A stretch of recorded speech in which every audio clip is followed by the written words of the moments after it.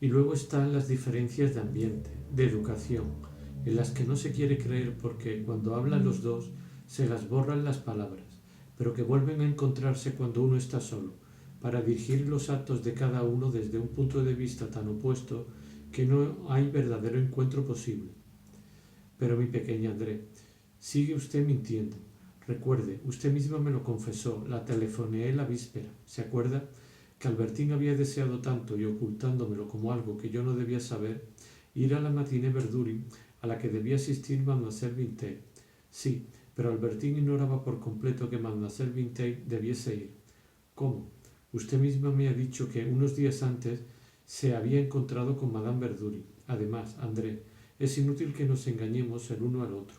Una mañana encontré un papel en el cuarto de Albertín, un billete de Madame Verdurin insistiendo para que fuese a la matiné, y le mostré aquel billete que, en efecto, François se las había arreglado para hacerme ver poniéndolo encima de las cosas de Albertín unos días antes de su partida, y dejándolo allí, me temo, para hacer creer a Albertín que yo había hurgado en sus cosas, en cualquier caso para hacerle saber que yo había visto aquel papel.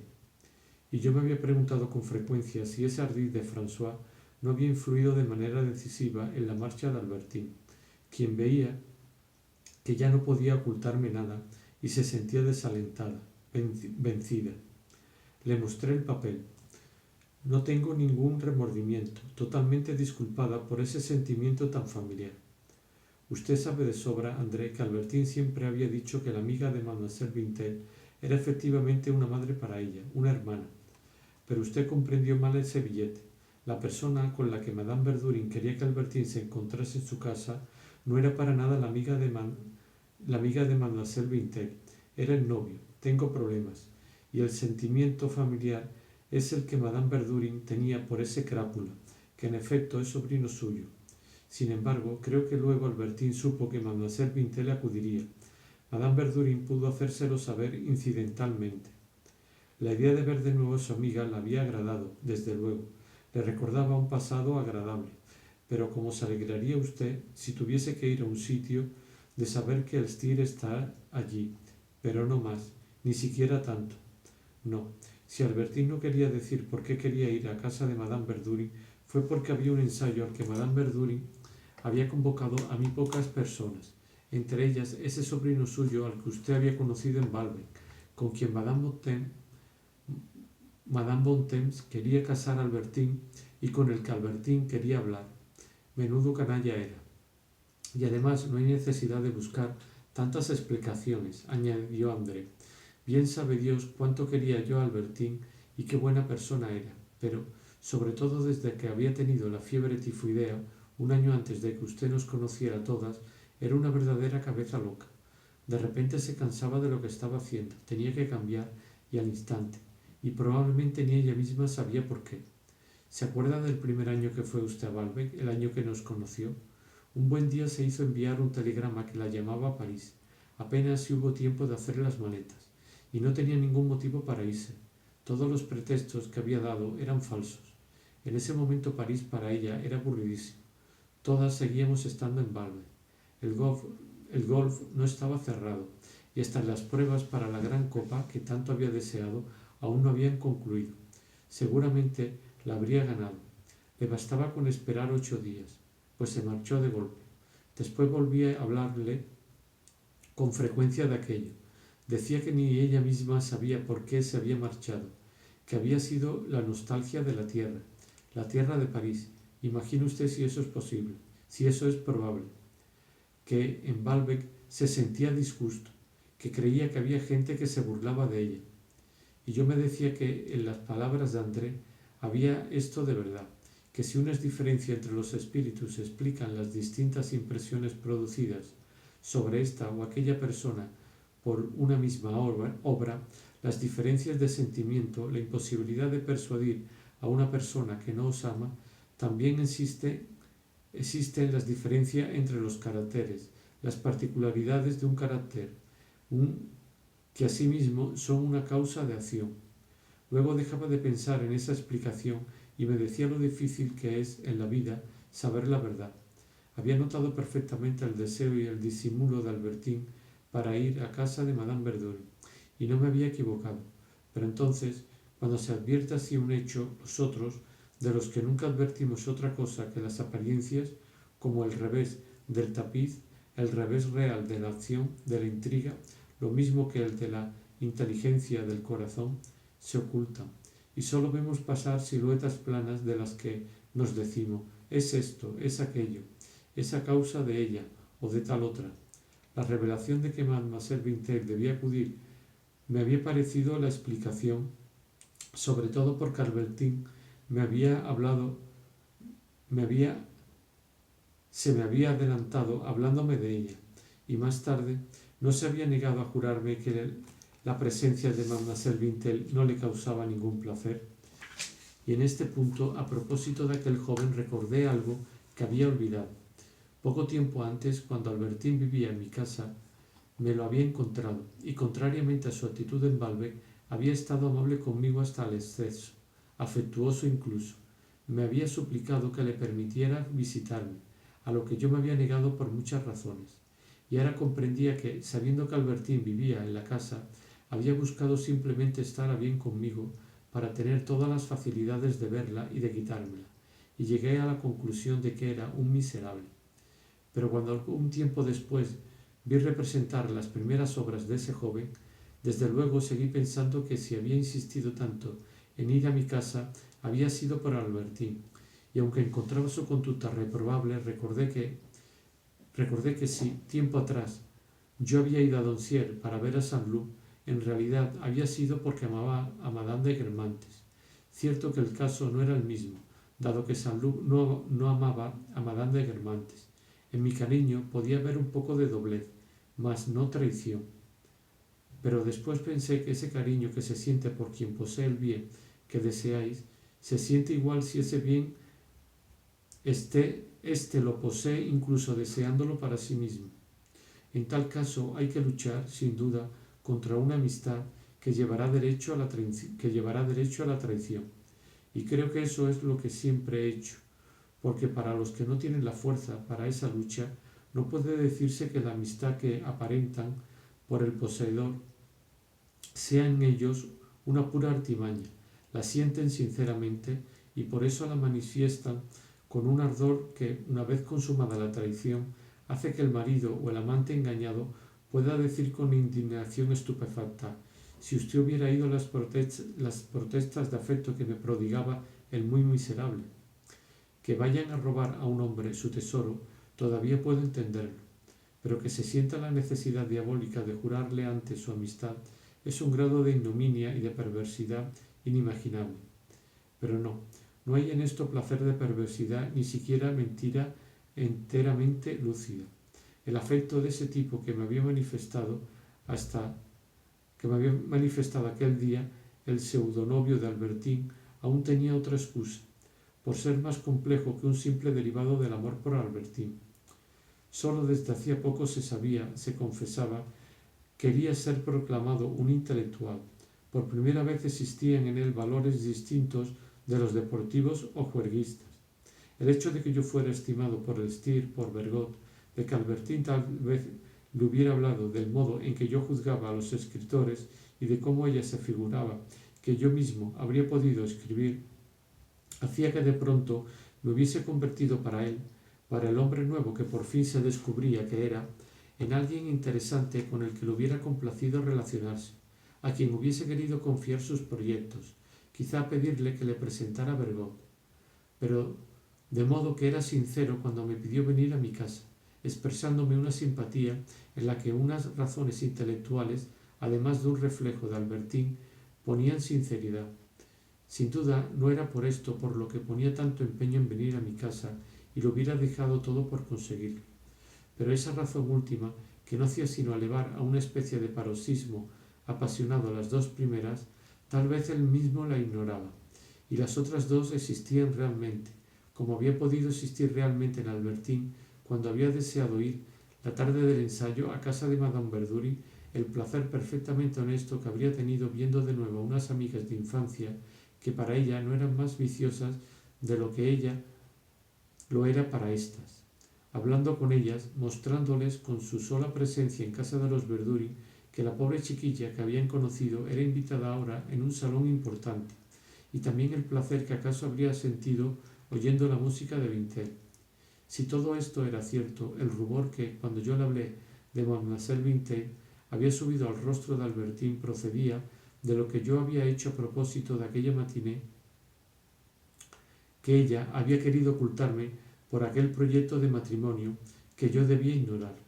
La negativa de Albertine al jurarme que no le había causado ningún placer ver de nuevo en esa matiné a Mademoiselle Vintel había aumentado entonces mi tormento, reforzado mis sospechas, pero retrospectivamente me demostraba que había intentado ser sincera, y además en una cosa inocente, quizá precisamente porque era algo inocente.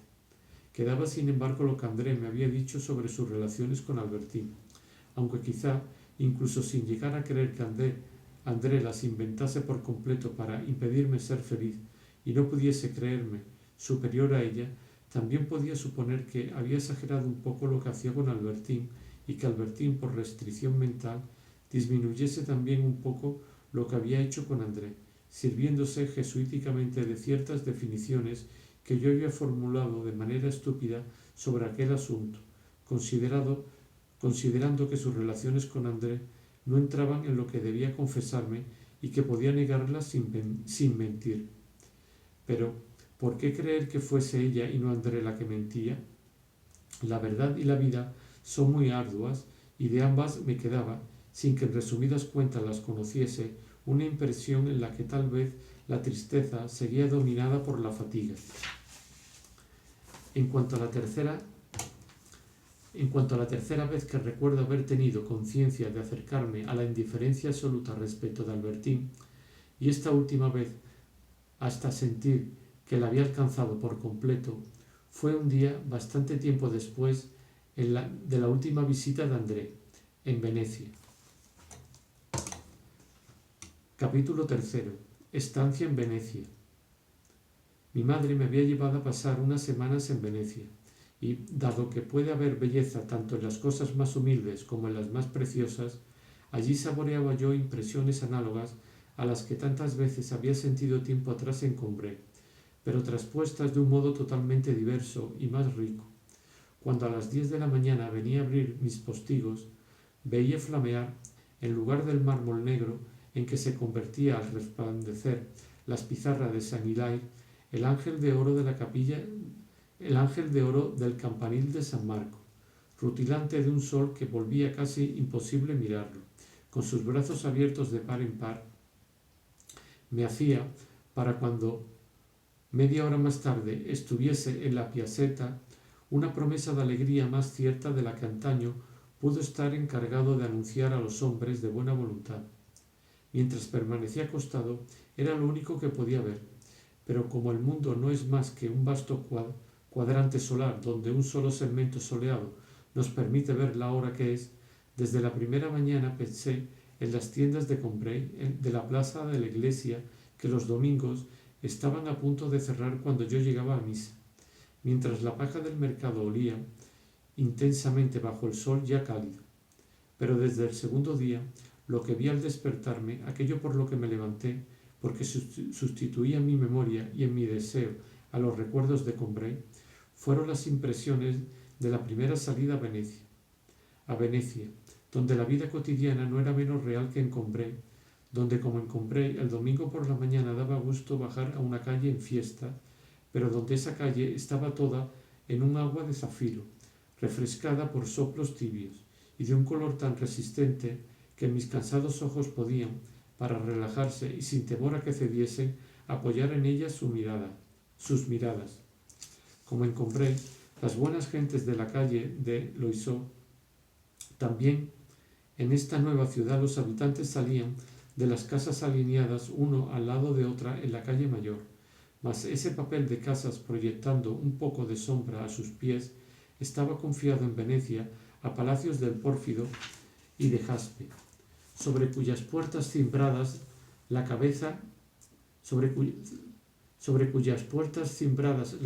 un dios barbudo, rebasando el alineamiento como la aldaba de una puerta en Combray tenía por resultado volver más oscuro con su reflejo, no el pardo del suelo, sino el azul espléndido del agua. En la piazza, la sombra que en Combray hubiese desplegado el toldo del almacén de novedades y la muestra del peluquero eran las florecillas azules que siembran a sus pies en el desierto de las soleadas baldosas el relieve de una fachada renacentista. Y no es que no se vieran obligados, tanto en Venecia como en Combray, cuando el sol pegaba fuerte, a bajar, incluso a orillas del canal, las persianas, pero estaban tendidas entre los cuadrilóbulos y los follajes de ventanas góticas.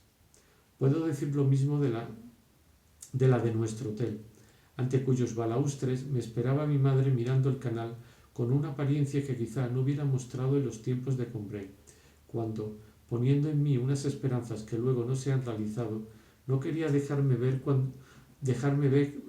cuánto me amaba. Ahora sentía que su frialdad aparente ya no hubiera cambiado nada, y la ternura que me prodigaba era como esos alimentos prohibidos que ya no se niegan a los enfermos cuando es seguro que definitivamente no pueden curarse. Cierto que las humildes particularidades que individualizaban la ventana del cuarto de mi tía Leonie en la calle de Loiseau, su asimetría debido a la desigual distancia entre las dos ventanas vecinas, la altura excesiva de su alféizar de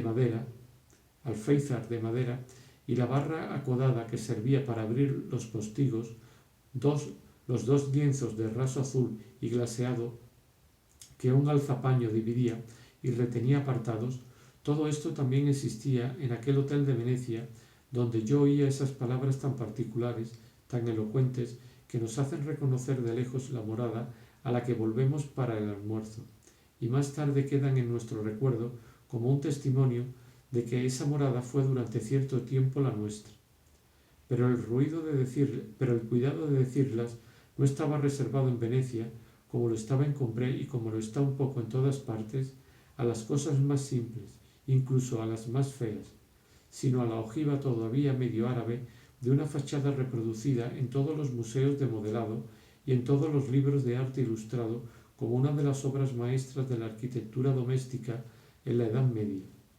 Desde muy lejos, y nada más pasar San Giorgio Maggiore, divisaba aquella ojiva que me había visto, y el impulso de sus arcos mitrales añadía a su sonrisa de bienvenida la distinción de una mirada más elevada y casi incomprendida. Y porque detrás de sus balaustres de mármol de diversos colores mamá leía esperándome, contenido el rostro en un velo de tul de un blanco tan desgarrador como el de su pelo para mí, que sentía que mi madre, ocultando sus lágrimas, lo había añadido a su sombrero de paja menos por parecer vestida ante la gente del hotel que, sobre todo, por parecerme a mí menos de luto, menos triste, casi consolada de la muerte de la abuela, porque si no me había reconocido enseguida, en cuanto la llamaba desde la góndola, enviaba hacia mí desde el fondo de su corazón su amor, que sólo se detenía allí donde ya no había materia para sostenerlo, y en la superficie de su mirada apasionada que se me acercaba todo lo posible, que trataba de levantar, adelantando sus labios en una sonrisa que parecía besarme, en el marco y bajo el dosel de la sonrisa más discreta de la ojiva iluminada por el sol del mediodía.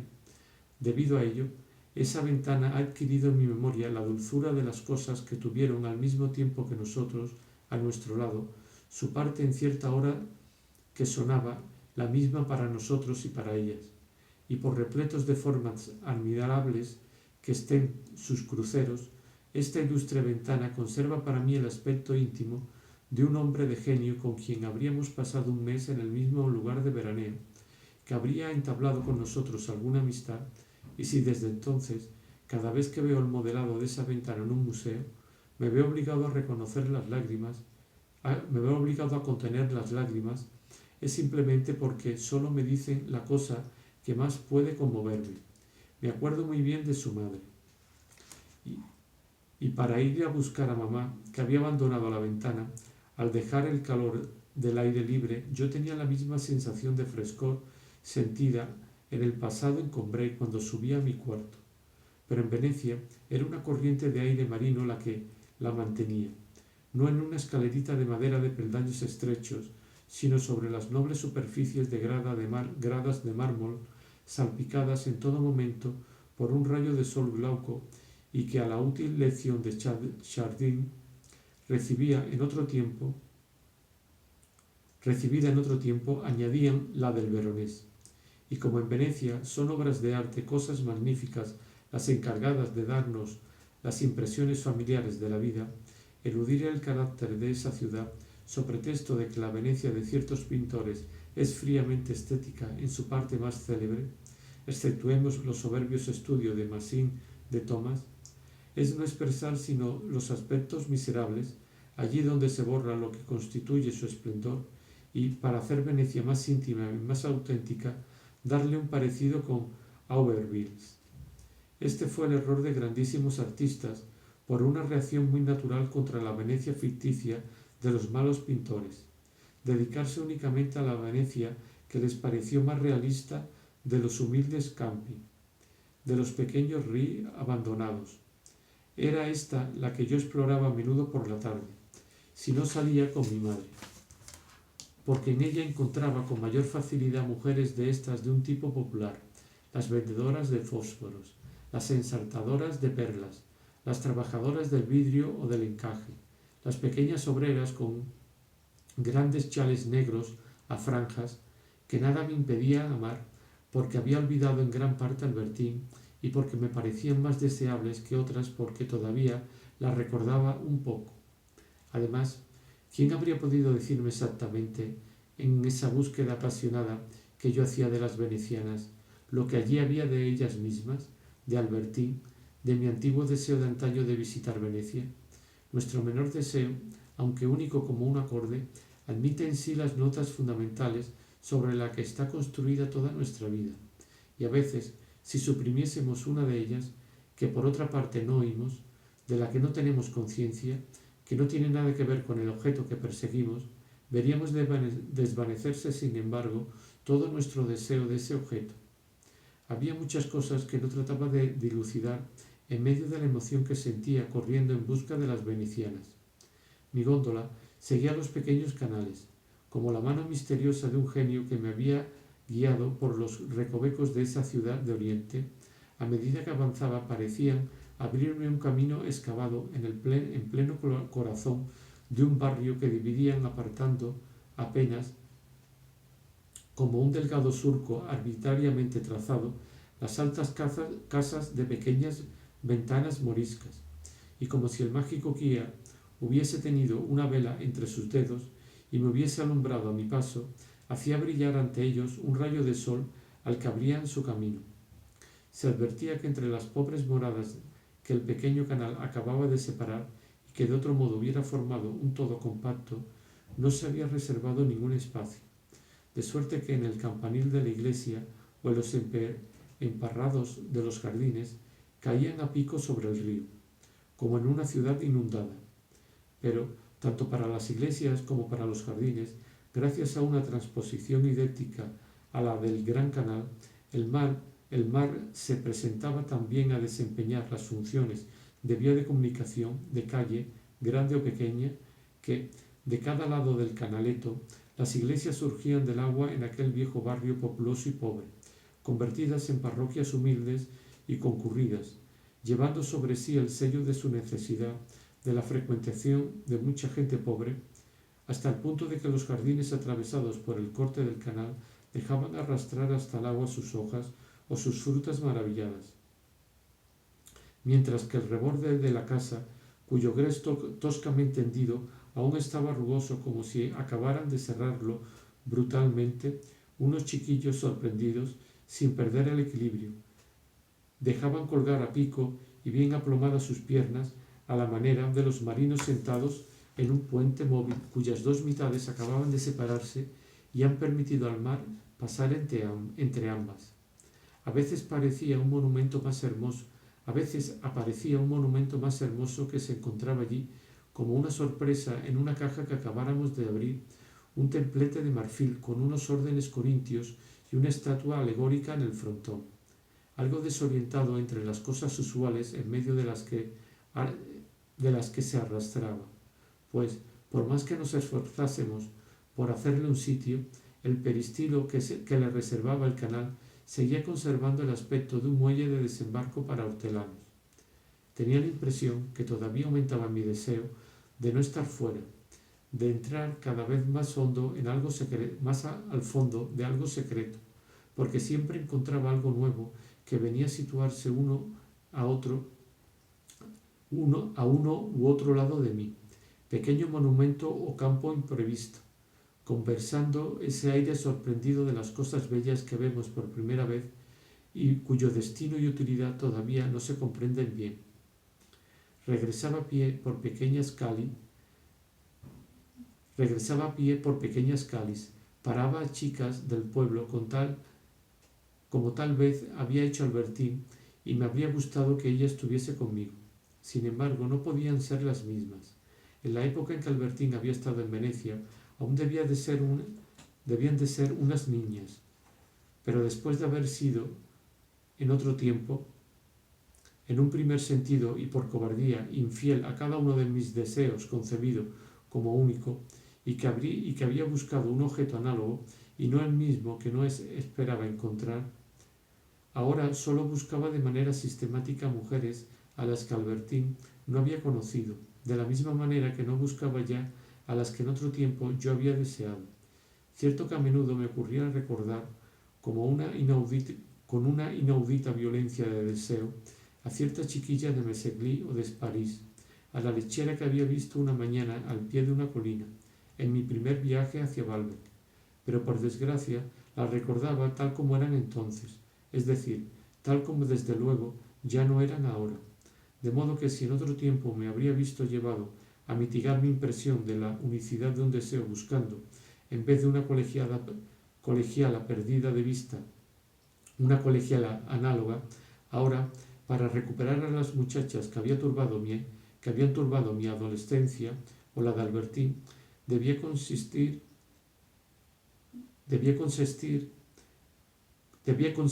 una derogación más al principio de la individualidad del deseo.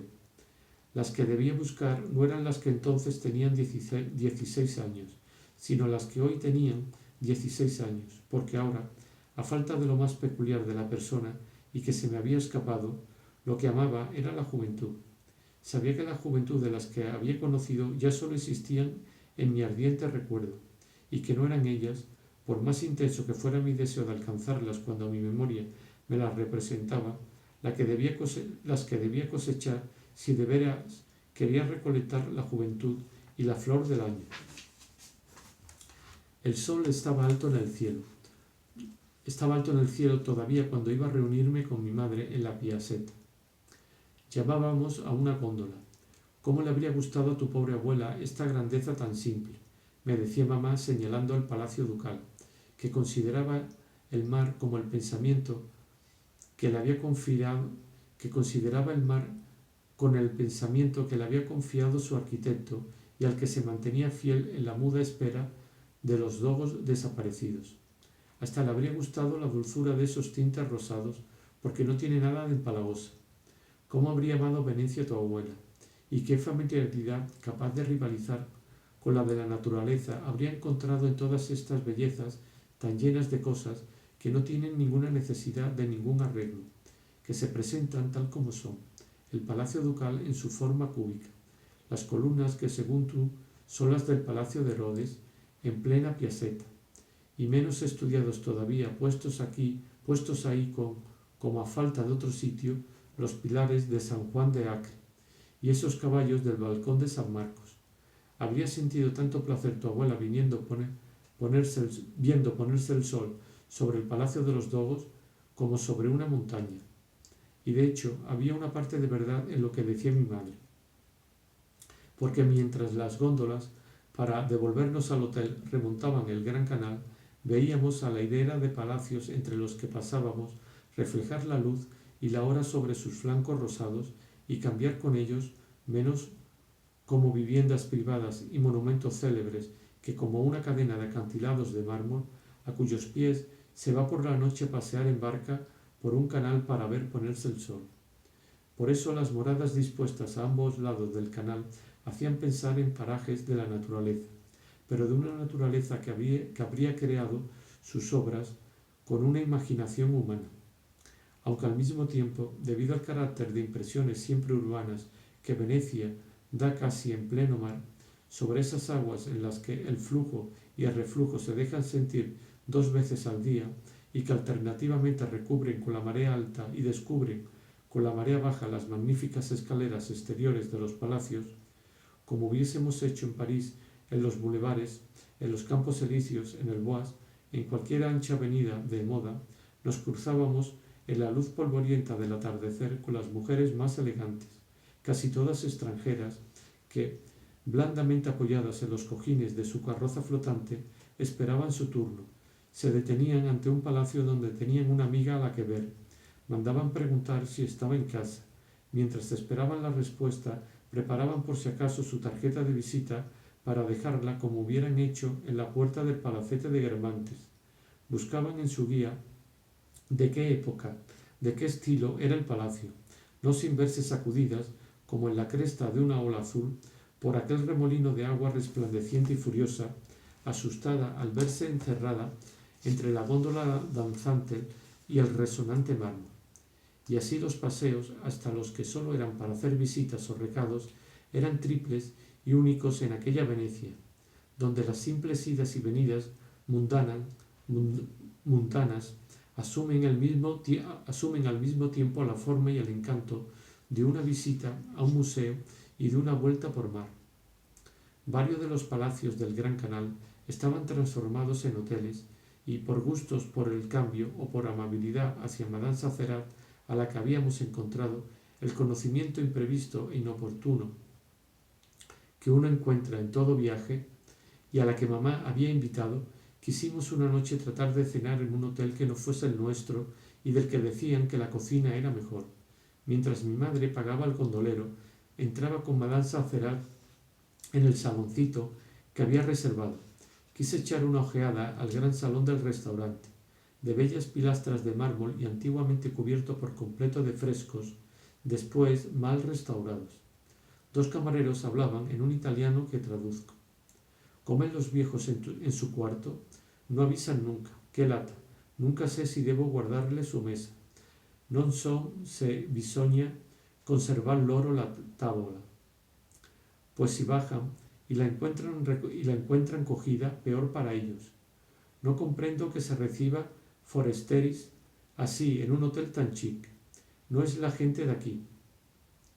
A pesar de su desprecio, el camarero había querido saber lo que debía decir sobre la mesa, e iba a mandar al liftier a informar al piso cuando, antes de que tuviera tiempo, le fue dada la respuesta. Acababa de ver entrar a la vieja señora.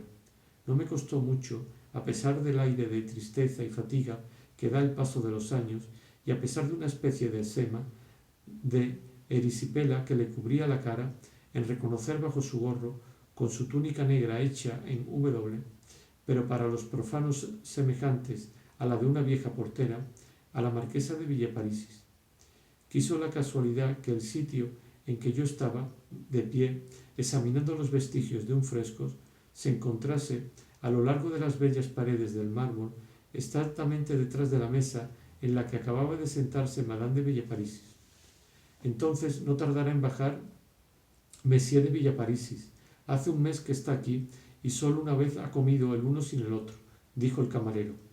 Estaban preguntándome con cuál de sus parientes hacía ella aquel viaje y al que llamaba Monsieur de Villeparisis, cuando vi, al cabo de unos instantes, avanzar hacia la mesa y sentarse junto a ella a su viejo amante, Monsieur de Norpois. Su mucha edad había debilitado la sonoridad de su voz, pero a cambio había dado a su lenguaje, tan lleno de reserva en el pasado, una verdadera intemperancia. Quizá había que buscar su causa en unas ambiciones que sentía no tener ya mucho tiempo para realizar y que precisamente por eso lo llenaban de vehemencia y de entusiasmo. Tal vez en el hecho de que, dejado al margen de una política en la que se afanaba por entrar de nuevo, creía en el candor de su deseo que lograría evitar el retiro con las sangrientas críticas que contra ellos dirigía aquellos a los que estaba decidido a sustituir. No es difícil ver a políticos seguros de que el gabinete del que no forman parte no ha de durar ni 3 días. Sería de todos modos exagerado creer que Monsieur de Norpois había perdido del todo las tradiciones del lenguaje diplomático. En cuanto se abordaban los grandes asuntos, volvía a ser, como ha de verse, el hombre que hemos conocido. Pero el resto del tiempo se desahogaba contra uno o contra otro con esa violencia senil de ciertos octogenarios que los lanza sobre mujeres a los que ya no pueden hacer demasiado daño. Madame de Villeparisis guardó durante unos minutos el silencio de una anciana a la que el cansancio de la vejez ha vuelto difícil remontar desde el recuerdo del pasado al presente. Luego, con una de esas preguntas totalmente prácticas en las que se imprime la prolongación de un mutuo amor, ¿ha pasado por casa de Salviati? Sí, lo mandarán mañana. Yo mismo he traído la copa. Se la enseñaré después de la cena. Veamos el menú. ¿Ha dado la orden de bolsa para Miss Suez? No, la atención de la bolsa se concentra en estos momentos en los valores del petróleo. Pero no hay razón para darse prisa, dadas las excelentes disposiciones del mercado. Aquí está el menú. De entrada hay salmonetes. ¿Quiere que los tomemos? Yo sí, pero usted los tiene prohibido. Pide en su lugar el risotto, aunque no saben hacerlo. Da igual. Camarero, tráiganos primero unos salmonetes para la señora y un risotto para mí. Y un nuevo y largo silencio. Mire, le traigo los periódicos, el Corriere della Sera, la Gaceta del Popolo, etc. Sabe que se habla mucho de un movimiento diplomático cuyo primer chivo expiatorio será Paleologue, notoriamente insuficiente en Serbia. Tal vez sería sustituido por Losé, y habría que cubrir el puesto de Constantinopla. Pero se apresuró a añadir con acritud Monsieur de Norpois, para una embajada de esa envergadura y donde es muy evidente que Gran Bretaña siempre deberá tener, pase lo que pase, el primer lugar en la mesa de deliberaciones, sería prudente dirigirse a hombres de experiencia mejor pertrechados para resistir las asechanzas de los enemigos de nuestro aliado británico antes que a diplomáticos de la joven escuela que caerían de cabeza en la trampa. La volubilidad irritada con que Monsieur de Norpois pronunció estas últimas palabras provenían sobre todo de que los periódicos, en vez de pronunciar su nombre como les había recomendado hacer, daban como gran favorito a un joven ministro de Asuntos Exteriores. Dios sabe si los hombres de edad están lejos de ponerse, con quién sabe qué maniobras tortuosas, en lugar y vez de unos reclutas más o menos incapaces. He conocido a muchos de todos esos presuntos diplomáticos del método empírico que ponían todas sus esperanzas en un globo sonda que yo no tardaba en deshinchar. Está fuera de duda, si el gobierno comete la imprudencia de poner las riendas del Estado en manos turbulentas, que a la llamada del deber un conscripto responderá siempre presente. Pero quién sabe, y el señor de Norpois parecía saber muy bien de quién hablaba. Si no ocurrirá lo mismo el día en que fueran en busca de algún veterano lleno de saber y de astucia. En mi opinión, y cada cual puede tener su manera de ver las cosas, el puesto de Constantinopla no debería ser aceptado sino después de solventadas nuestras dificultades pendientes con Alemania. No debemos nada a nadie, y es inadmisible que cada 6 meses vengan a reclamarnos, con maniobras dolosas y en contra nuestra, no sé qué finiquito, que siempre pone por delante una prensa de esportularios. Esto tiene que acabar y, naturalmente, un hombre de gran valor y mérito probados, un hombre que, si puedo decirlo, sería escuchado por el embajador, gozaría de más autoridad que nadie para poner punto final al conflicto. Un señor que acababa de cenar saludó a Monsieur de Norpois. Ah, pero si es el príncipe Folly, dijo el marqués. No sé exactamente a quién se refiere, suspiró Madame de Villeparisis. Pues claro que sí, es el príncipe Odón, el mismísimo cuñado de su prima Dudeville. ¿No recuerda que estuve de caza con él en Bonnetable? Ah, Odón, aquel que pintaba. No, nada de eso. El que se casó con la hermana del gran duque M. El señor de Norpois decía todo esto en el tono bastante desagradable de un profesor descontento de su alumno, y con sus ojos azules miraba fijamente a Madame de Villeparisis. Cuando el príncipe hubo terminado su café y dejó la mesa, Monsieur de Norpois se levantó, se dirigió presuroso hacia él, se apartó con un gesto majestuoso y casi difuminándose lo presentó a Madame de Villeparisis. Y durante los escasos minutos que el príncipe permaneció de pie junto a ellos, Monsieur de Norpois no dejó un instante de vigilar a Madame de Villeparisis con su pupila azul, por complacencia o severidad de viejo amante, y sobre todo por temor a que ella se entregase a uno de aquellos desvíos del lenguaje que él había saboreado pero que temía. En cuanto ella le decía al príncipe algo inexacto, él rectificaba la palabra y clavaba los ojos en la marquesa, abrumado y dócil, con la intensidad continua de un magnetizador. Un camarero vino a decirme que mi madre estaba esperándome. Me reuní con ella y me excusé ante Madame Sacerat, diciendo que me había entretenido viendo a Madame de Villeparisis. A este nombre, Madame Sacerat se puso pálida y parecía a punto de desmayarse. Tratando de dominarse, Madame de Villeparisis, Mademoiselle de Bouillon, me preguntó. Sí. ¿No podría verla un segundo? Es el sueño de mi vida. Entonces no pierda mucho tiempo, señora, porque dentro de poco habrá terminado de cenar. Pero ¿cómo puede interesarle tanto? Es que Madame de Villeparisis era, en primeras nupcias, la duquesa de Havré, bella como un ángel, malvada como un demonio, que volvió loca a mi padre, lo arruinó y lo abandonó al poco tiempo. Pues bien, a pesar de haberse portado con él como la última de las putas, de haber sido causa de que yo y los míos hayamos tenido que vivir modestamente en Combray, ahora que mi madre ha muerto, mi consuelo es que ha llamado a la mujer más bella de su época, y como nunca la he visto, pese a todo sería una dulzura. Llevé a Madame Sacerat, trémula de emoción, hasta el restaurante y le señalé a Madame de Villeparisis. Pero como los ciegos que dirigen los ojos a un lugar que no corresponde, Madame Sacerat no detuvo sus miradas en la mesa donde cenaba Madame de Villeparisis y, buscando otro punto de la sala, debe de haberse ido, no la veo donde usted me dice, y seguía buscando, persiguiendo la visión detestada, adorada, que habitaba en su imaginación desde hacía tanto tiempo. Claro que está, es la segunda mesa. Es que no contamos a partir del mismo punto. Según mis cuentas, la segunda mesa es una donde, al lado de un señor viejo, solamente hay una jorobadita coloradota horrible. Ella es.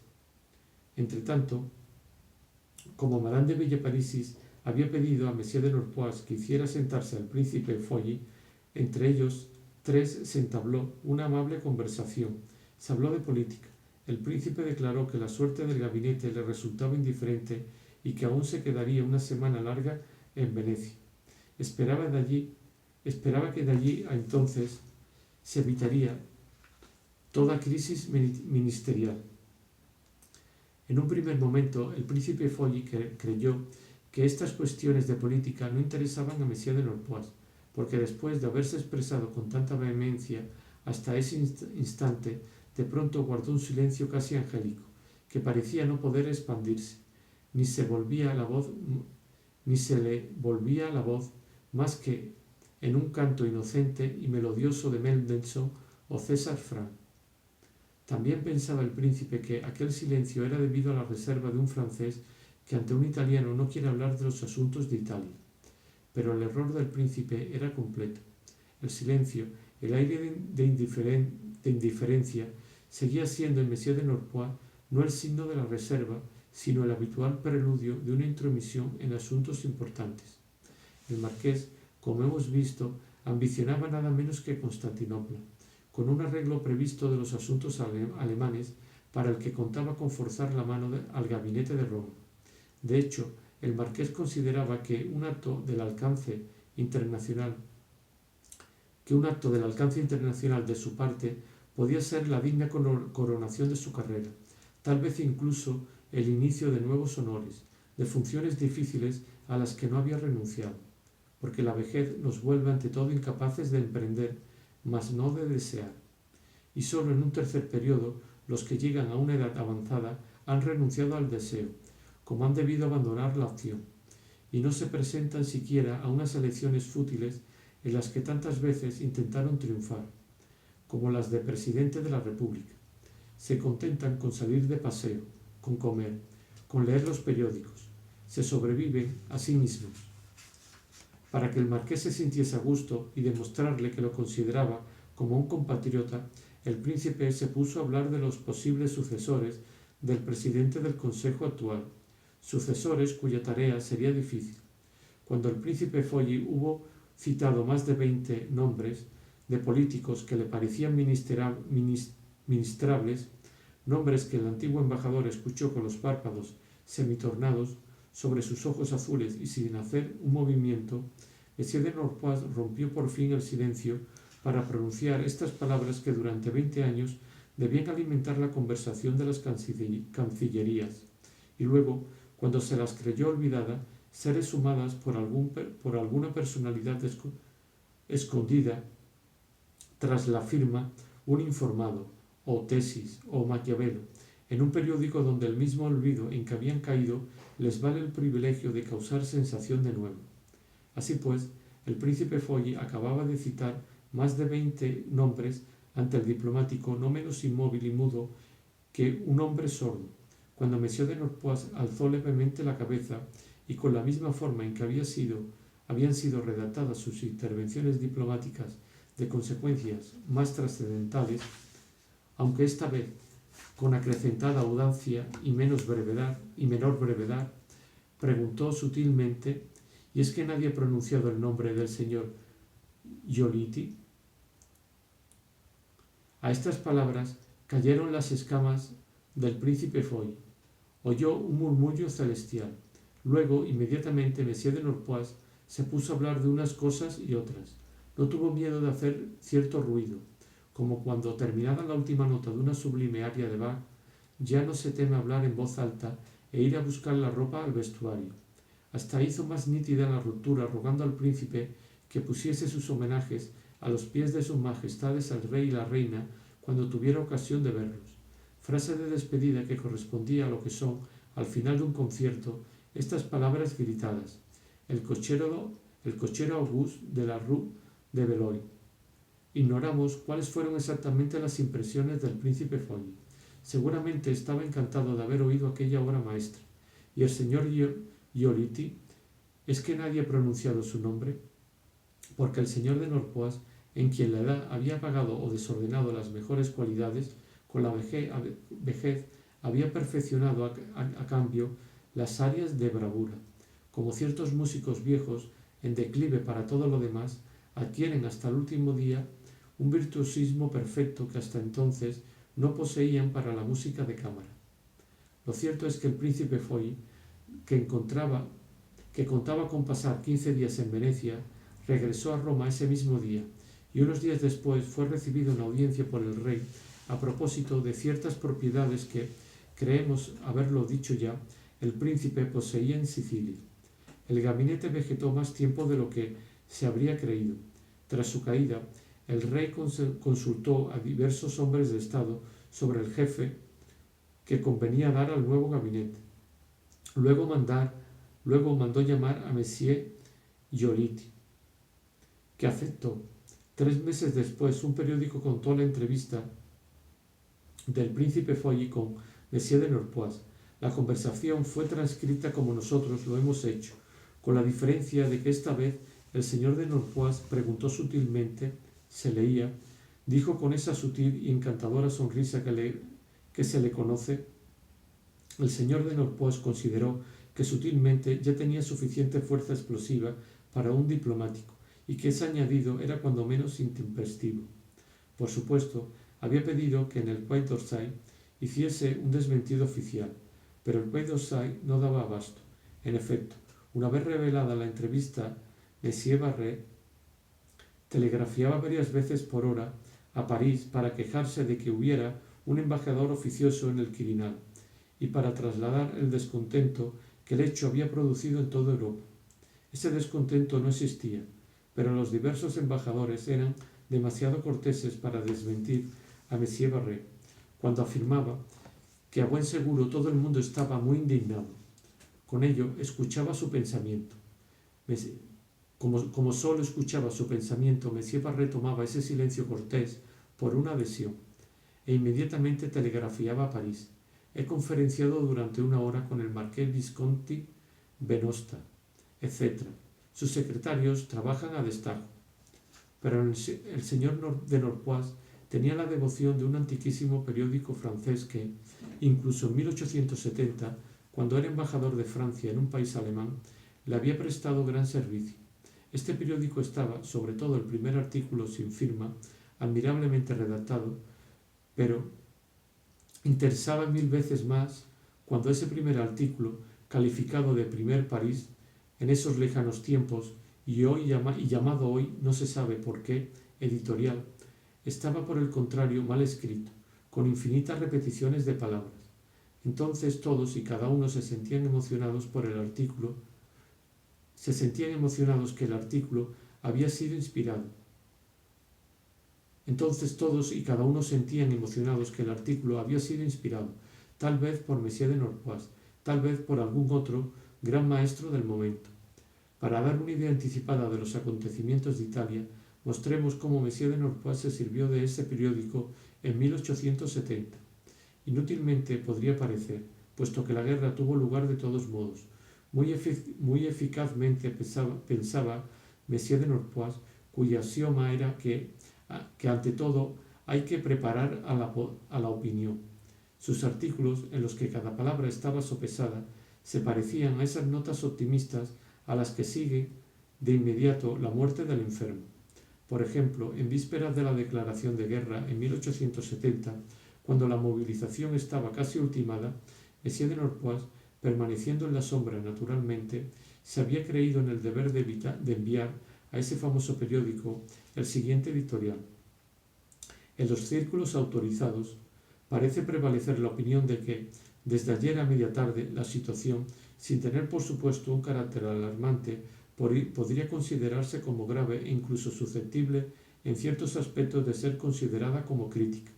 El señor marqués de Norpois habría mantenido varias entrevistas con el embajador de Prusia a fin de examinar, en un espíritu de firmeza y conciliación y de una manera muy concreta, los diversos motivos de fricción existentes. Si así puede decirse, por desgracia, en el momento de entrar en prensa no ha sido recibida por nosotros la noticia de que sus excelencias hayan conseguido ponerse de acuerdo en una fórmula que pueda servir de base a un instrumento diplomático. Última hora. Se ha sabido con satisfacción en los círculos bien informados que una ligera distensión parece haberse producido en las relaciones franco-prusianas. Se atribuía una importancia muy particular al hecho de que Monsieur de Norpois se había reunido ante den Linden con el embajador de Inglaterra, con quien ha conversado una veintena de minutos. Esta noticia es considerada como satisfactoria por las esferas bien informadas. Después de satisfactoria, se había añadido entre paréntesis la palabra alemana equivalente, befriedigt, y al día siguiente se leía en el editorial: parecería que, pese a toda la flexibilidad de Monsieur de Norpois, a quien todo el mundo se complace en rendir homenaje por la hábil energía con que ha sabido defender los derechos imprescriptibles de Francia, una ruptura ya no tiene, por así decir, casi ninguna probabilidad de ser evitada. El periódico no podía dispensarse de hacer seguir semejante editorial por algunos comentarios, enviados por supuesto por Monsieur de Norpois. En las páginas precedentes se habrá notado que el condicional era una de las formas gramaticales preferidas por el embajador en la literatura diplomática. Se daría una especial importancia, en vez de parece que se da una especial importancia. Pero el presente de indicativo, tomado no en su sentido habitual, sino en el del antiguo optativo, no era menos apreciado por Monsieur de Norpois. Los comentarios que seguían al editorial eran estos: nunca el público ha dado prueba de una calma tan admirable. El señor de Norpois habría querido que fuese verdad, pero temía todo lo contrario. Está harto de las agitaciones estériles y ha sabido con satisfacción que el gobierno de su Majestad asumirá su responsabilidad según las eventualidades que podrían producirse. El público no pide, optativo, otra cosa. A su hermosa sangre fría, que es ya un indicativo de éxito, añadiremos todavía una noticia capaz de tranquilizar a la opinión pública si fuera necesario. Se da por seguro, en efecto, que M. de Norpois, que por razones de salud debía volver a París hacía tiempo para una pequeña cura, habría dejado Berlín, donde ya no consideraba útil su presencia. Última hora. Su Majestad el Emperador ha dejado esta mañana Compiègne por París a fin de conferenciar con el Marqués de Norpois, el ministro de la Guerra y el mariscal Bazaine, en quienes la opinión pública tiene particular confianza. Su Majestad el Emperador ha cancelado la cena que debía ofrecer a su cuñada, la duquesa de Alba.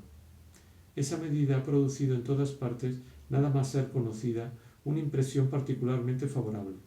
El emperador ha pasado revista a las tropas, cuyo entusiasmo es indescriptible. Algunos contingentes, tras una orden de movilización lanzada desde la llegada de los soberanos a París, están dispuestos a partir a todo evento en dirección al Rin. A veces, con el crepúsculo de la vuelta al hotel, sentía que el Albertín de otro tiempo, pese a serme invisible, estaba encerrada en el fondo de mí mismo, como en los plomos de una Venecia interior, cuyas endurecidas aberturas hacía deslizarse en ocasiones un incidente hasta ofrecerme una abertura sobre ese pasado.